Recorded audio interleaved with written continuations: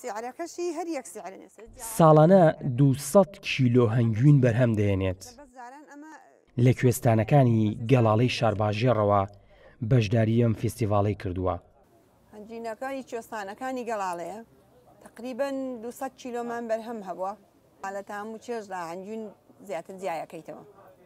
هەنجوینی ئێرانی تامی خۆش نییە بەڕاستیەکەی بەس ئەم هەنجوینە خۆی ئەگەر خۆی زانی کە حەسڵە بۆ شەکلیتیانی ئایشەی هەنگەوان یەکەم ساڵەتی بەشداری فستیڤاڵ دەکات بۆ ناساندنی بەرهەمی هەنگوینەکەی و دڵنیایی بە کڕیارانیش دەدات لە سروشتی بوونی هەنگوینەکەی.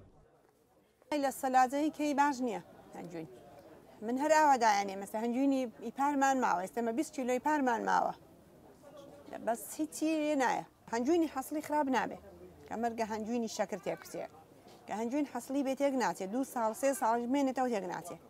کاریگەری زیادبوونی ئەو گژوگەیە کەرەوەتی قازا. ئەم هەنگەوانیش دەڵێت بوونی هەمە چەشنی هەنگوین لە بازاڕەکانی کوردستان گومانی باش و خراپی هەنگوینی لای هاوڵاتی دروست کردووە.